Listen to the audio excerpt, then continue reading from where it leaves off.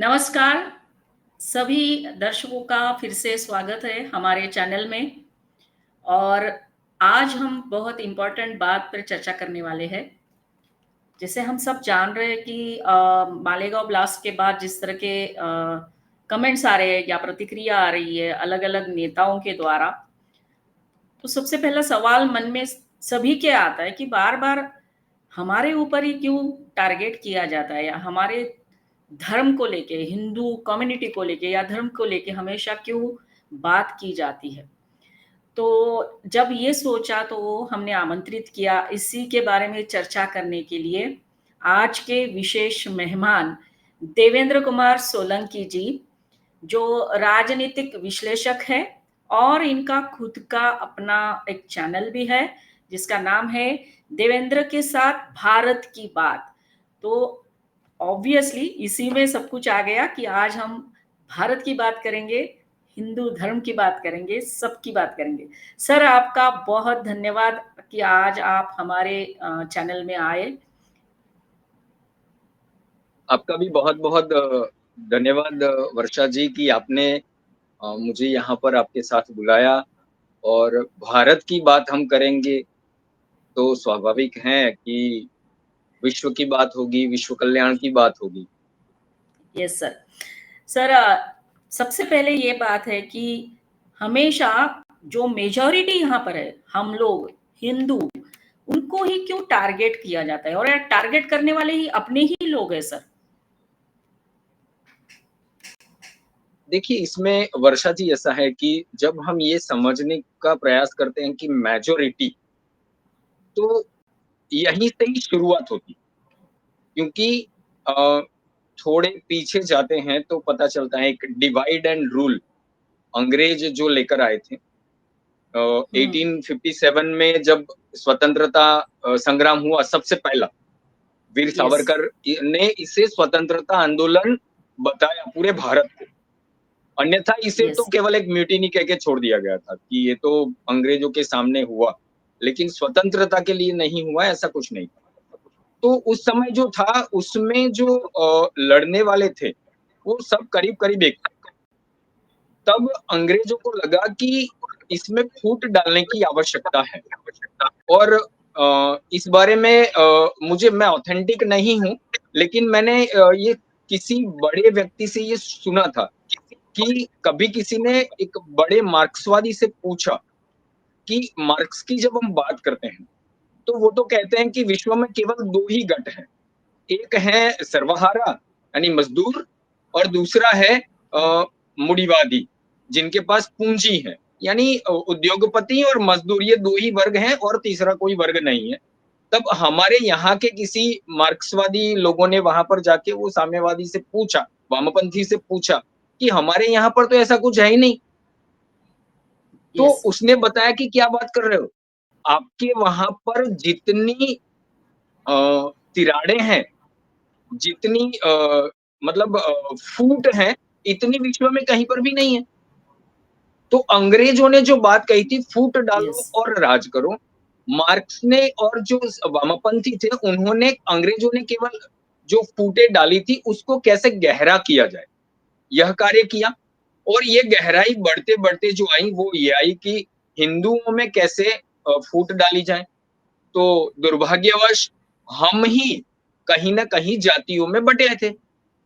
कहीं हम अगड़े थे, हम्म। कहीं पिछड़े थे, कहीं स्पृश्य थे, कहीं अस्पृश्य थे। तो हमारी बीच में ये जो तड़े थे, ये जो फूटें थी इसको गहरा किया गया। और स्वाधीनता के बाद मैं जानबूझकर सोच समझकर स्वतंत्रता शब्द का प्रयोग नहीं कर रहा। स्वाधीनता के हम्म। बाद हम अंग्रेजों से स्वाधीन हुए थे। हमारा तंत्र कहाँ है? हम आज भी जिस तंत्र में काम कर रहे हैं, हमारा राज्य चल रहा है, वो तंत्र तो जो अंग्रेज देकर गए थे, करीब-करीब उसी में ही कार्यरत है।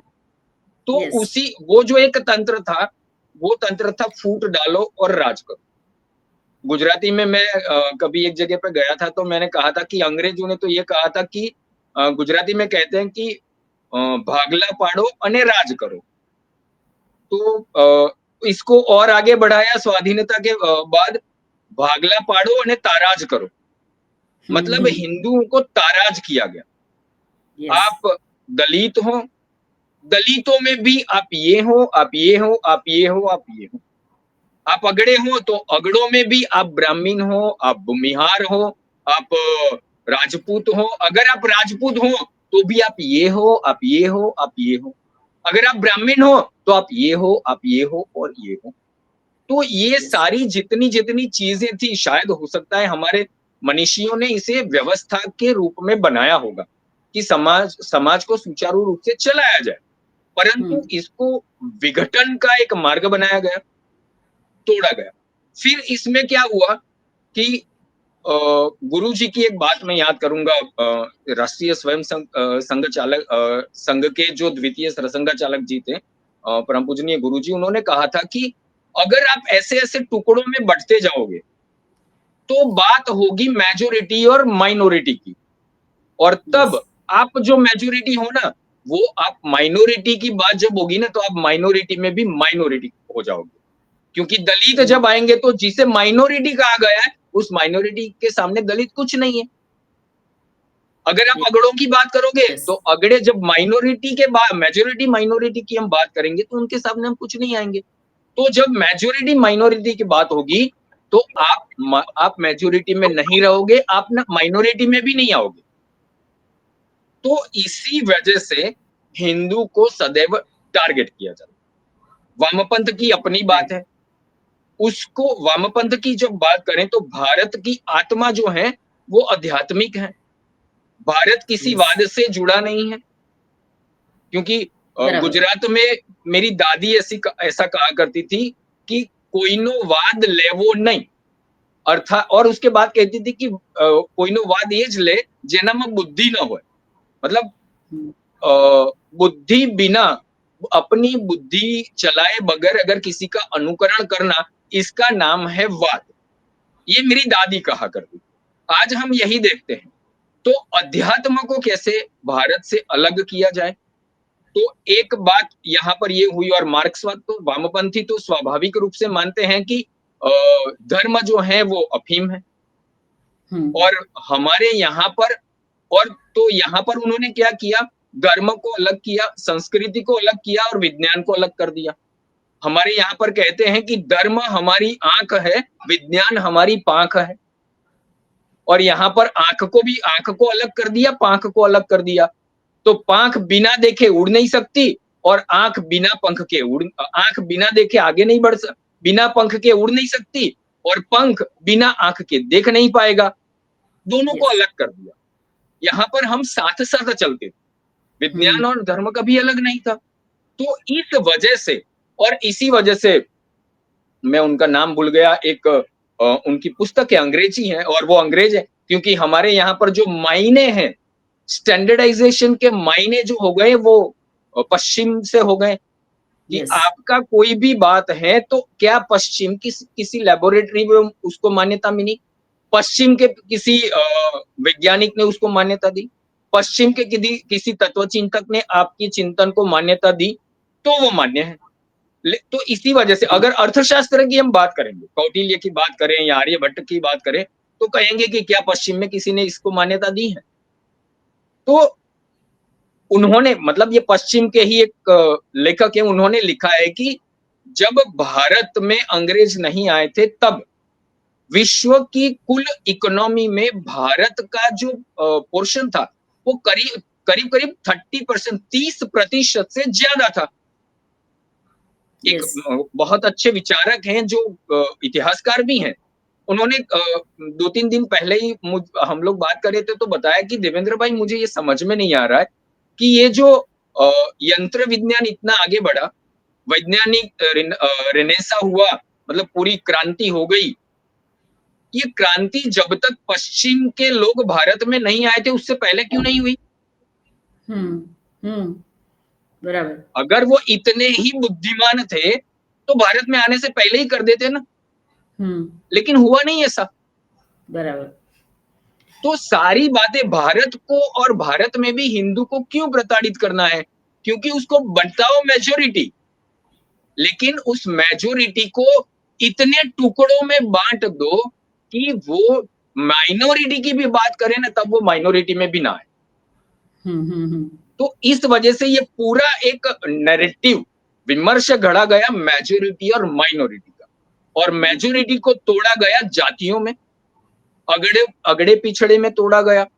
वैसे अगर देखने जाए तो इसमें कहीं ना कहीं हम स्वयं भी जिम्मेदार तो है ही, क्योंकि अगड़े पिछड़े कहीं ना कहीं हमने ही तो स्वीकारा है। यस, स्पृश्य अस्पृश्य को हमने ही स्वीकारा, अपने ही भाइयों को हमने। कभी सोचिए, मैं डॉक्टर अंबेडकर को पढ़ रहा था, 14 तालाब आंदोलन जब हुआ, तब सावरकर जी ने कहा है उस आंदोलन को समर्थन देते वक्त कि विधर्मी आपके यहाँ पर आ जाता है, उस तालाब से पानी लेकर चला जाता है, आपका तालाब अपवित्र नहीं होता, आपका पानी अपवित्र नहीं होता।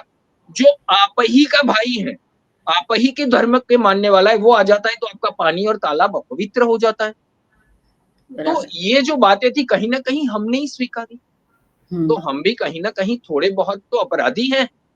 यस, हमने अब इससे आगे चल के ये करना है कि हमारा जो है, अगर हमको, क्योंकि हमारी मान्यता, हम कृष्ण की बात करें, हम बात करते हैं, आज भी विश्व पूरा मानता है कि अगर समग्र विश्व को अगर कोई ग्रंथ मार्गदर्शन दे सकता है तो श्रीमद् भगवत गीता है। यस, ठीक है, तो भगवान श्री कृष्ण गीता में कहते हैं, सर्वस्य चाहम हृदि सन्निविष्टः, मैं प्रत्येक के हृदय में विराजमान हूँ।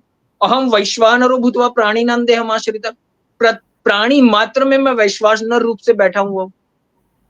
तो हुँ, ये जो बात है, ये स्वीकार्य नहीं है समग्र विश्व को, क्योंकि यस, यहाँ पर जो बात होती है ना, मैं और हम, वो जो संस्कृति है जो हिंदू को टारगेट करती है, वो मैं वाली, मैं ही श्रेष्ठ हूँ।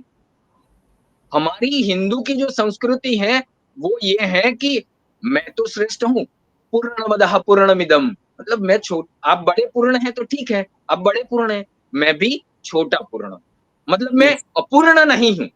राइट, ये जो बात है, ये विश्व को स्वीकार्य नहीं, यस, ना वामपंथी को स्वीकार्य है, ना पूंजीपंथी को स्वीकार्य है, राइट, क्योंकि हम तो अध्यात्म की बात करते हैं, हम आत्मा की बात करते हैं, तो ये इनको स्वीकार्य नहीं है। इस वजह से मेजॉरिटी बनाकर उनको माइनॉरिटी बना दिया जाता है और फिर उनको टारगेट किया जाता है। ये पूरा पूरा का पूरा षड्यंत्र ये है कि ये राइट, वापिस से अगर 30% से ऊपर अगर इकोनॉमी में आ जाएंगे तो क्या होगा।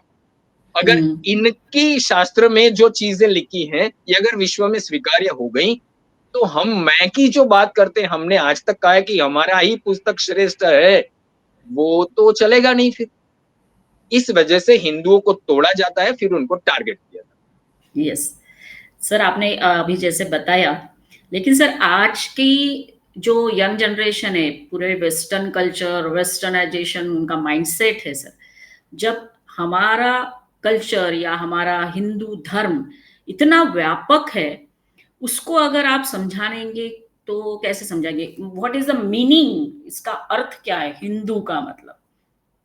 है। हिंदू का अर्थ अगर हम बात करें, तो जो समग्र विश्व को अपना कुटुंब मानता है, वो यस, विश्व में कहीं पर भी बैठा है, उसकी राइट। उपासना पद्धति क्या है वो मायने नहीं करती, उसका कोई अर्थ नहीं है।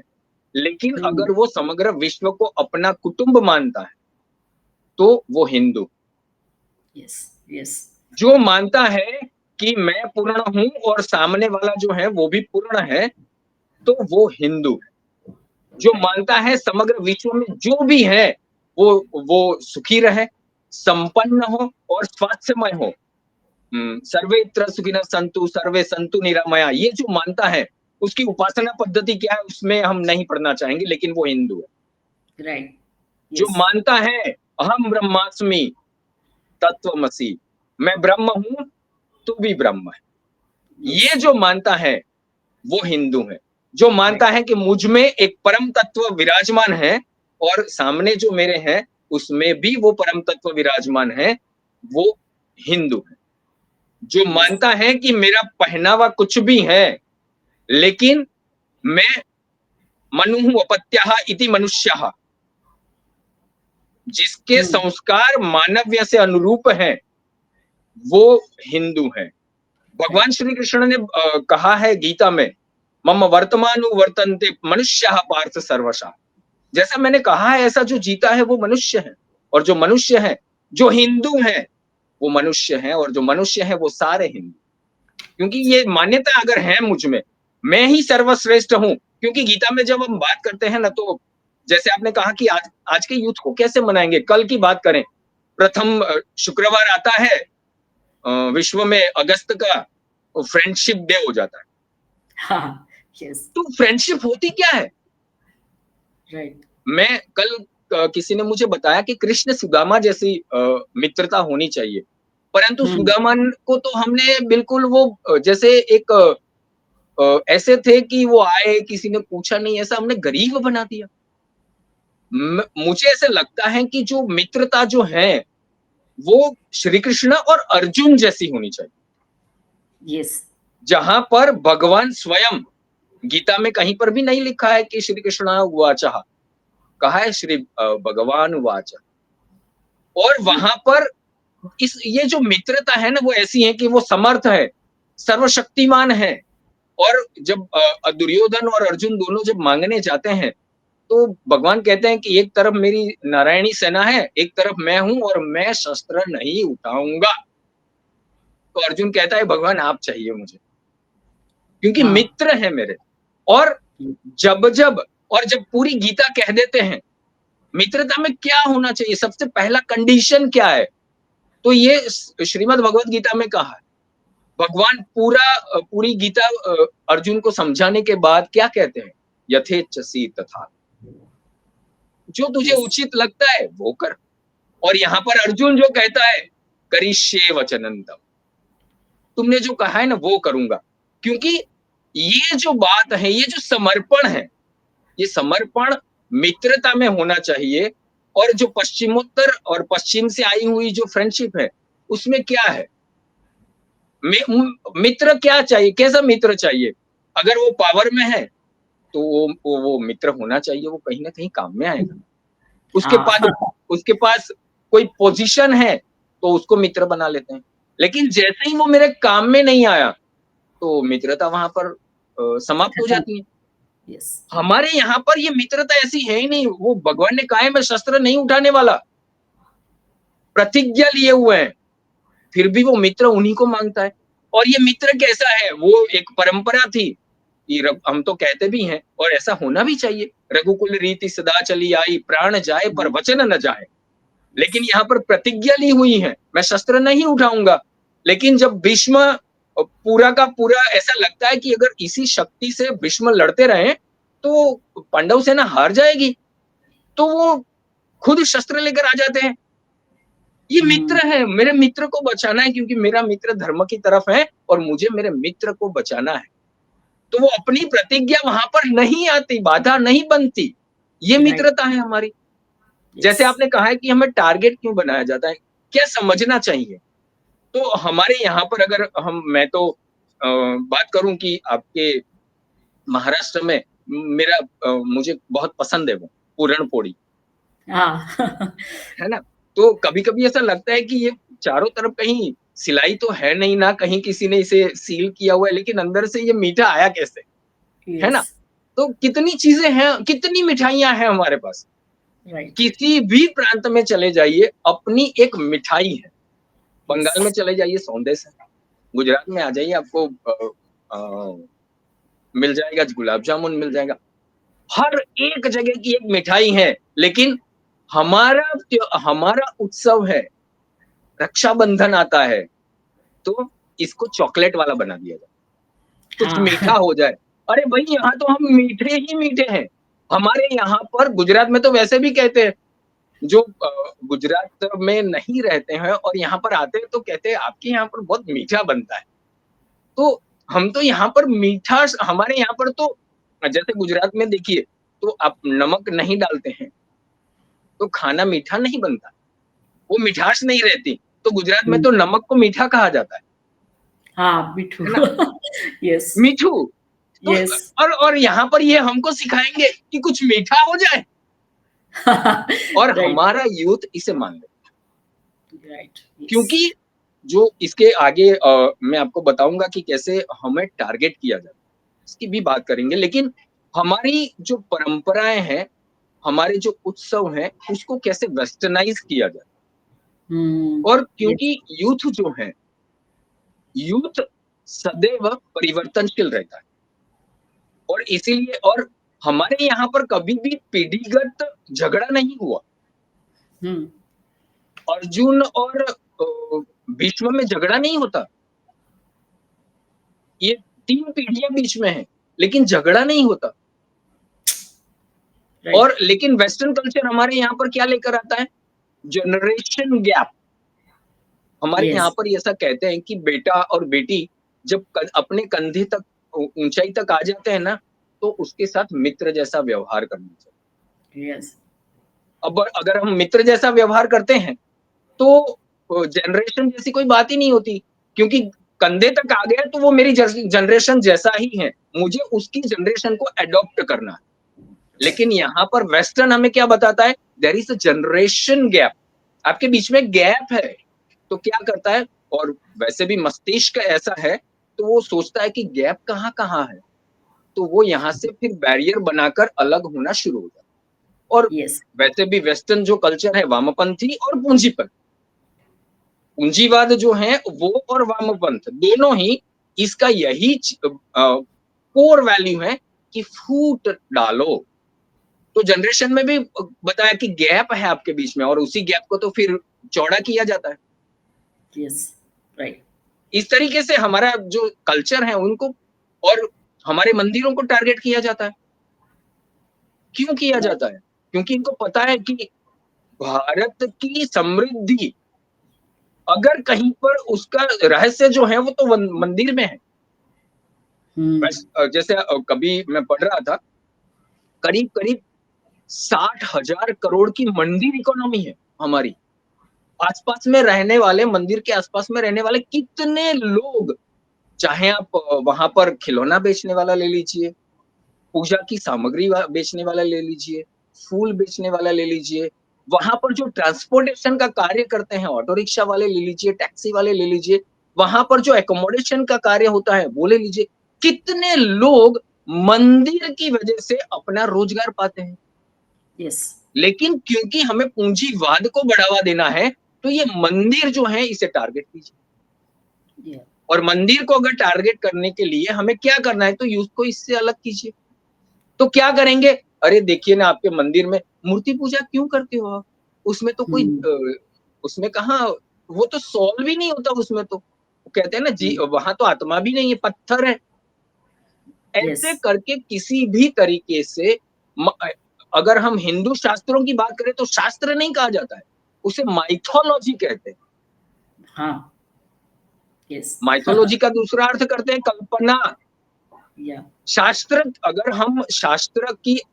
का अर्थ करेंगे, तो शास्त्र का अर्थ होता है साइंस। यस, क्योंकि हमें शास्त्र लेने हैं तो शास्त्रों के साथ माइथोलॉजी जोड़ देते हैं। यस, और उनके जो हैं, जो करीब-करीब अगर मैं ब्लंट होकर बोल दूँ तो वो यहीं से ही कॉपी किए हुए चीज़ें हैं। इनका साइंस भारत के शास्त्रों पर ही खड़ा है। अगर हुँ, भारत के शास्त्रों को वहाँ से हटा लीजिए, ये कहीं का भी नहीं। राइट, चाँद पर वो बिना शून्य के नहीं जा सकते, बिना दशमलव के नहीं जा सकते। दिया हमने है। आप यस, सोचिए ये जो पश्चिम है, ये कभी गैलीलियो को ज़हर क्यों दिया? सोक्रेटिस हुँ, को क्यों मारा? या यहाँ पर आपकी जो पद्धति है उससे विपरीत बात जो करता है उसे आप मार देते हो। ये यूथ को नहीं बताते हैं। गैलीलियो ने कहा कि हाँ, पृथ्वी के आस-पास सब नहीं घूमता है, सूर्य के आस-पास सब घूमते हैं। अरे भई हम तो पहले से ही जानते थे। हुँ, हुँ, आज ये बोलते हैं कि अभी-अभी पता चलता है कि इस वर्ष में इतने सूर्य ग्रहण, इतने चंद्र सूर्यग्रहण, ग्रहण होते हैं। हमारे यहाँ पर तो पंचांग पहले ही आ जाते हैं, बता देते हैं, हुँ, कब होते हैं। इनके पास ट्रिलियन के बाद तो पता नहीं कितने शून्य लगते हैं, अगर ये होंगे तो इनका दिमाग बंद हो जाएगा। उनकी भाषा में कहें तो हैंग हो जाएगा। यहाँ 40-45 शून्य लगाइए तो उसके लिए एक अंक और संख्या और एक शब्द निर्धारित किए हैं। सही बात इतनी है, गिनती हम जानते हैं। राइट, यस, हमारे यहाँ पर देखिए, पहला जो वार है वो कौन-सा आता है? हुँ, उनकी भाषा में कहें तो संडे आता है, हमारे यहाँ पर रविवार कहते हैं। रवि का अर्थ है सूर्य, उसके बाद सारे वार आते हैं। तो हमारी शुरुआत सूर्य से होती है, ब्रह्मांड की शुरुआत सूर्य से होती है, बिना सूर्य के हो नहीं सकता। सूर्य से यस, सबसे नजदीक कौन है? चंद्र है, पहले सोमवार आ जाता है, मंगल है, मंगलवार आ जाता है, बुध है, बुधवार आ जाता है। अब बराबर। देखिए, परंतु ये सारी चीजें अगर हम बताएंगे तो यूथ हमारे साथ जुड़ेगा नहीं, यूथ को पता नहीं चलना चाहिए। तो यूथ के लिए अलग से ये सारी चीजें बोलो कि ये पत्थर है, पत्थर में तो कहाँ से आत्मा आएगी, इसको मत पूछो। मंदिर हुँ, क्यों बनाते हो? पुस्तकालय बनाओ, अस्पताल बनाओ। लेकिन वहां पर कोई ये नहीं पूछता कि इतना सारा डोनेशन विपरीत धर्म के जो लोग हैं, जो हिंदू के अलावा के धर्म के जो लोग हैं, उनके उपासना पद्धति के लिए, उनके उपासना स्थान बनाने के लिए क्यों दिए जाते हैं? क्यों ना उसी को पुस्तकालय और अस्पतालों में परिवर्तित कर दिया जाता है? राइट, लेकिन ये नहीं बता, मंदिर को टारगेट किया जाएगा, संस्कृति को टारगेट किया जाएगा, वो बताया नहीं जाए। राइट। आपकी सर बात है, क्या पश्चिम वाले ने किसी ने इसे एंडोर्स किया है तो ही वो मानना है? लेकिन आशा यह है कि आज का युवा ये स्वीकार कर रहा है। वो हुँ, सोच रहा है कि अरे भैया, हमारे यहाँ पर पंचांग पहले आ जाता है, ये सब चीजें तो लिखी जाती है। हम तो पहले से ही आर्यभट्ट ने शून्य हमने दिया है। तो अगर शून्य हमने दिया तो उसके बाद की गिनती भी तो हम ही ने दी होंगी। अगर राइट, दशमलव दशमलव हमने दिया है तो उसकी गिनती जो है उसका क्या उपयोग होता होगा वो भी तो हम जानते ही होंगे। तभी तो दिया, यस, तभी तो हम यहाँ तक पहुंचे। तो ये आज का युवा अब सोच रहा है। और सच में कहूं तो एक कहते थे कि अर्जुन जब ये कुरुक्षेत्र युद्ध के बाद जब चलता है, युद्ध के लिए जाता है, तो एक एक जगह है जहां पर उसे एक जैसे कहें कि उन उसकी इतनी शक्ति नहीं है, उसके पास उतना सामर्थ्य नहीं है जो सामर्थ्य अर्जुन के पास है। ऐसा कोई काबा करके कहा जाता है उसे। तो ये कहते हैं कि काबे अर्जुन लूटियो, वही धनुष वही बाण। तो हुँ, आज पश्चिम के साथ यही हो रहा है। उन्होंने जो हुँ, दिया है उसका उपयोग हमारे युवा अपना नैरेटिव समझने और अपना नैरेटिव फैलाने के लिए कर रहे हैं। और ये अब उनके सर पर आ चुका है। तो ये देखिए, हमारे यहाँ पर कुछ लोग हैं, जैसे मैं नाम देकर बताऊं, रवीश कुमार कहते हैं टीवी मत देखो, स्वयं टीवी पर आता है। फिर टीवी छोड़ देते हैं और बोलते हैं यूट्यूब मत देखो, लेकिन वो खुद यूट्यूब पे अपना वीडियो बनाता है। तो ये यस, यूट्यूब मत देखो मतलब क्यों? आप मुझे देखो, बाकी का मत देखो। लेकिन आज हुँ, का युवा जो है समझदार हो गया है। उसको पता है मुझे क्या देखना है, मुझे क्या दिखाना है और मुझे क्या समझना है और क्या समझाना है। Yes, right. सर जैसे आपने बताया कि हम कहीं न कहीं कम पड़ गए ये सारी बातें समझाने के लिए और आज यूथ जो है वो समझने की भी कोशिश कर रहा है। इसके बावजूद भी सर अभी ये एक कहा जाता था कि हिंदू जो है वो भगवा आतंकवाद या आतंकवादी और रिसेंटली पार्लियामेंट में हमारे गृह मंत्री जी ने कहा कि हिंदू कभी आतंकवादी नहीं हो सकता हुँ, क्योंकि आपने जिस तरह से हिंदू की व्याख्या बताई, हिंदू का मीनिंग बताया, तो इतना व्यापक है वो। हम सभी को एक समान मानते हैं, मानव धर्म मानते हैं, जो हिंदू धर्म है। सावरकर जी भी यही कहते थे सर कि हिंदू मतलब मानव धर्म। सर अगर इतना संकुचित विचार होता हमारा, तो आज हम कई देशों में फैले हुए होते। क्यों भारत ये एक छोटी सी जगह हिंदुस्तान में ही हम रह रहे हैं। दुनिया में कोई देश नहीं है जहां हम बोल सकते हैं कि हमारा हक का जो स्थान बोलते हैं कि हम जाके वहां रह सकते हैं, सिर्फ हिंदुस्तान है। इसके बावजूद ये आज आरोप लगाए और 10-12 साल पहले या 15 साल पहले ये बताया गया सैफरॉन आतंकवाद।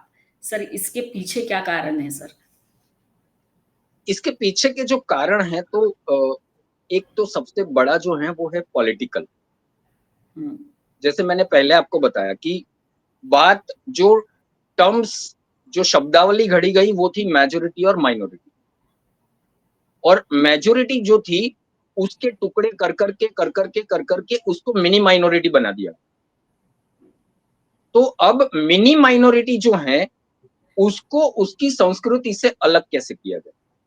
अब भगवा शब्द की अगर हम बात करें तो ये शौर्य का अर्थ है यहाँ पर। यस। शिवाजी महाराज, छत्रपति शिवाजी महाराज का ध्वज भगवा था। हुँ, अर्जुन के ध्वज पर, जिस ध्वज पर स्वयं हनुमान जी विराजमान थे, भगवा था। हमारे सभी, और इससे भी बड़ी बात कहूँ, जो ध्वज कमेटी बनी, भारत की सबसे पहली ध्वज कमेटी बनी थी, जिसमें नेहरू जी स्वयं थे, उसने भगवा ध्वज को ही रिकमेंड किया था। ऐसा इतिहास हुँ, है।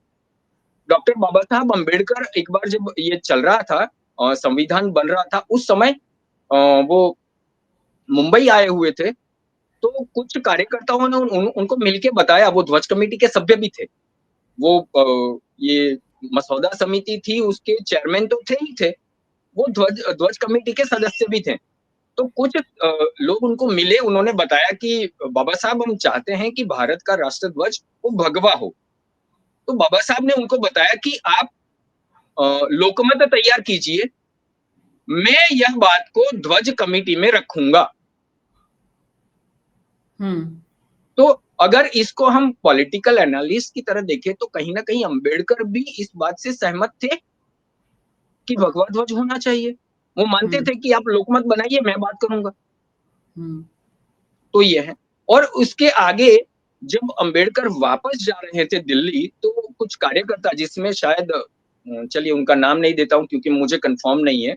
लेकिन कुछ कार्यकर्ता जो थे वो एयरपोर्ट पर आए, बाबा साहब अम्बेडकर को ध्वज दिया, भगवा ध्वज दिया, उन्होंने साभार लिया और लेकर गए दिल्ली। हुँ, लेकिन अब देखिए, जो बाबा साहब को मानते हैं, उनको भगवा से विरुद्ध कर दिया गया है। हुँ, जो कहीं कहते हैं, और ये पूरा का पूरा गढ़ा क्यों गया? क्योंकि इनको पता है कि हमने हिंदू के अंदर, आप देखिए ये अखिलेश जी ने बनाया पीडीए, यस, पिछला दलित। दलित और ये मतलब पिछड़ा और दलित कैसे अलग हो गए? हुँ, अल्पसंख्यक, पिछड़ा दलित अल्पसंख्यक, ऐसा कुछ हुँ, बनाया था उन्होंने पीडीए करके। तो अल्पसंख्यक क्या है? वो अल्पसंख्यक ही रहेंगे, लेकिन आप पिछड़े और दलित हैं, ठीक इनको है? डिवाइड कर। और लेकिन जब देने की बात आएगी, तो ना पिछड़ों को कुछ मिलेगा, ना दलित को मिलेगा, केवल अखिलेश यादव के परिवार को मिलेगा। हुँ, एक ही परिवार के 2 ये सांसद, और वो भी पति-पत्नी दोनों, एक ही पार्टी से। संसद में बैठे हैं अखिलेश जी और डिंपल जी। एक ही परिवार के 3 सांसद, शायद पहली बार हो रहा है इतिहास में। सोनिया जी, राहुल जी और प्रियंका जी, और हो यस। सकता है 29 में ये भी हो जाए कि वाड्रा जी भी आ जाएँ। उसके बाद ये भी हो जाए कि प्रियंका जी और वाड्रा जी के जो पुत्र-पुत्री हैं, वो भी आ जाएँ। हाँ, हो सकता है। तो देने की जब बात आएगी तो अपने परिवार को देंगे और बाँटेंगे किसमें? आप अल्पसंख्यक हैं। राहुल जी बो देखिए अभी वो मान रहे हैं कि हमने ओबीसी को कभी समझा ही नहीं। क्यों भई? क्योंकि आपको लगातार इन लोगों ने सत्ता पर बिठाया, तब आपको इनकी कोई परवाह नहीं थी। अब हुँ, जब वो एकजुट हो रहे हैं, हुँ, एकजुट हो रहे हैं, तब आपने जो पूरा का पूरा विमर्श गढ़ के इनको बाँट दिया था, वो अब जो दरारें आपने डाली थी, वो जिसको गहरी की थी, वो गहराई अब कम हो रही है। दरारें अब छोटी हो रही हैं, लोग नज़दीक आ रहे हैं। तो आपको सबसे बड़ा जो खतरा, वो आपको लग रहा है कि आपको आने वाले समय में अब सत्ता मिलने वाली है नहीं। तो यस। ये सत्ता के लिए किया गया। भगवा आतंकवाद क्यों बोला गया? ये शिंदे जी ने शायद कहीं अभी भी कहा था, हुँ, मेरे ध्यान में किसी जगह पे किसी पत्रकार ने पूछा तो उन्होंने बताया कि मुझे भी नहीं पता कि मैं क्यों बोल गया। ऐसा ही कुछ उन्होंने बोला था। तो मतलब आज भी देखिए राइट। चिदंबरम जी बोलते हैं कि पहलगाम में जो आतंकवादी आए, वो पाकिस्तानी ही थे, इसकी क्या गारंटी है? आपने कहा हिंदू राइट। आतंकवादी क्यों नहीं हो मणिशंकर का भी सकता? कल आया हिंदू सर। आतंकवादी हो ही नहीं सकता। आप देखिए ना, कश्मीर में पत्रकारों ने जिसे मास्टर का बेटा बनाकर सहानुभूति बटोरने की कोशिश की, सिंपैथी गेन करने की कोशिश की हुँ, आतंकवादी को। नाम नहीं लेना है मुझे उसका। लेकिन बोला कि एक मास्टर हुँ, जी का बेटा है और प्रताड़ित हुआ तो आतंकवादी बन गए। अरे भाई, लाखों हिंदुओं को वहां से प्रताड़ित करके भगा दिया। अपनी ही जन्मभूमि पर, अपने ही मातृभूमि पर वो विस्थापित हो गए। किसी ने क्यों हथियार नहीं, कोई भी आतंकवादी नहीं हुआ। आप देखिए युगांडा में क्या हुआ यस, था, इदी अमीन ने सभी हिंदुस्तानियों को वहां से भगा दिया, कोई आतंकवादी नहीं हुआ। यस, अपना सब कुछ छोड़कर निकल गए, राइट। कोई नहीं हुआ। पाकिस्तान से जो लोग आए, बांग्लादेश से जो आए, एक भी आतंकवादी नहीं हुआ। हुँ, तो आतंकवाद की जो बात है उसमें से सबसे बड़ी बात वो ये है कि केवल मैं ही हूं और मेरी ही बात सच है, बाकी सब झूठ। इस राइट, विश्व पर केवल मैं ही राज कर सकता हूं, मैं ही सत्ता भोग सकता हूं, बाकी किसी को इसका अधिकार नहीं है। यह जो मान्यता है उसको जो थोपने की कोशिश की जा रही है वही आता है। और हिंदू ने, आप देखिए ना, भगवान श्री कृष्ण को देखिए, हिंदू भगवान श्री कृष्ण को मानता है। मथुरा में कंस का वध किया। पूरे राज्य में किसी ने भी कंस का विरोध नहीं किया, उसके बॉडीगार्ड ने भी नहीं किया। 16 साल का बच्चा है। कृष्ण की राइट, वय उस समय करीब-करीब 16-17 वर्ष की थी। यस, एक 16-17 वर्ष का बच्चा आपके राजा को उसके सिंहासन के ऊपर चढ़ के लात मारकर नीचे गिरा देता है और मार देता है। उसका बॉडीगार्ड तक उसका विरोध नहीं करता, क्योंकि वो हुँ, यूनाइटेड हो। यस, और जीतने के बाद वो राज्य, ये तो स्वाभाविक होता है। ये जो मान्यता है, ये जो आतंकवाद की जो थियरी है ना, वो यही है कि जहां पर हम जीतेंगे वहां हम ही राज्य करेंगे, हम ही सत्ता भोगेंगे, हम ही राजा बनेंगे। यहाँ पर श्री कृष्ण अपने पिताजी को भी राजा नहीं बनाते हैं, जिनका वो राज्य था, यस, जिनको बंदी बनाकर कंस ने राज्य सत्ता राजा बन बैठा था, वो अपने नाना उग्रसेन जी को वो राजा बनाते हैं। हुँ, यस, राइट, अब यही जहां जहां जरासंध का वध किया, सत्ता पर श्री कृष्ण नहीं बैठे। नरकासुर का वध किया, सत्ता पर श्री कृष्ण नहीं है। अरे स्वयं द्वारिका संघ संचालित राज्य व्यवस्था है, राजा हुँ, तो वो भी नहीं बने। तो ये जहां पर मैं जीतूंगा तो ले नहीं दूंगा, मैं राजा नहीं बनता, मैं सत्ता के लिए नहीं पैदा हुआ हूं, मैं विश्व को श्रेष्ठ बनाने के लिए पैदा हुआ हूं। ये भारत की मान्यता है। मैं श्रेष्ठ बनूंगा और समग्र विश्व को श्रेष्ठ बनाऊंगा। कृण्वन्तो विश्वम आर्यम। यस, मुझे, राइट, मैं श्रेष्ठ बनूंगा किससे? क्योंकि मैं पूरे विश्व को मेरा परिवार मानता हूं। राइट, तो मैं यस, अगर श्रेष्ठ हूं तो जो मेरा परिवार है वो भी श्रेष्ठ बनना चाहिए। अगर मैं संपन्न हूं, मेरा परिवार भी संपन्न होना चाहिए। अगर मैं निरामय हूं, मेरा परिवार भी निरामय होना चाहिए। अगर मैं सुखी हूं, मेरा परिवार भी सुखी होना चाहिए। ये जो मानता है, ये कभी आतंकवादी हो ही नहीं सकता, क्योंकि वो राइट, तो मानता है पूरा विश्व मेरा परिवार है। वो किसी को यस, दूसरा तो मानता ही नहीं है। हाँ, ये बात अलग है कि हमको विभाजित करके हमें जो फूट डाली गई और करीब-करीब हमने उसको स्वीकार भी कर दिया। लेकिन अब हम उससे बाहर आ, और हम राइट, बहुत जल्द इससे बाहर आ जाएँ, बहुत यस। जल्द। सर बस अभी आपके साथ तो सर बहुत सारा डिस्कशन हो सकता है, लेकिन सर एक छोटा-सा आखिरी सवाल मैं पूछना चाहूँगी कि जी, बोलिए। भविष्य हमारा कैसा है अभी? भारत का भविष्य की अगर मैं बात करूँ, तो वर्तमान में जो स्थिति है, उसे देखते हुए अगर अमेरिका में जिसे सुपर पावर कहते हैं, जगत जमादार जिसे कहा जाता है, वहाँ पर अगर कुछ लोगों को मिलकर डिसमेंटलिंग हिंदुत्व, ऐसा अगर हुँ, विमर्श घड़ने की कोशिश करनी पड़ती है, तो ये स्वयं दिखाता है कि आने वाला भविष्य भारत का है।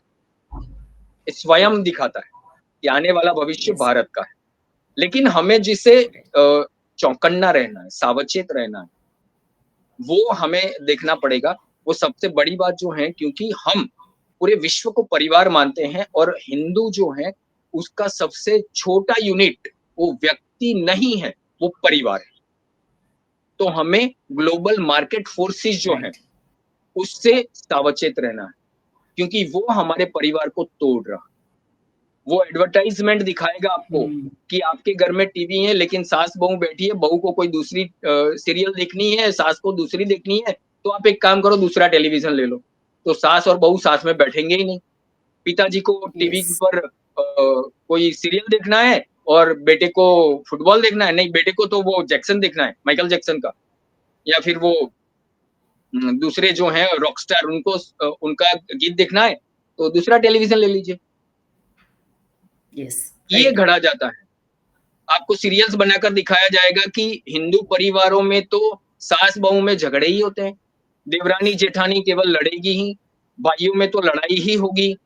तो कैसे लड़ा जाता है, ऐसे षड्यंत्र कैसे गढ़े जाते हैं, वो सीरियल करके दिखाएँगे आपको।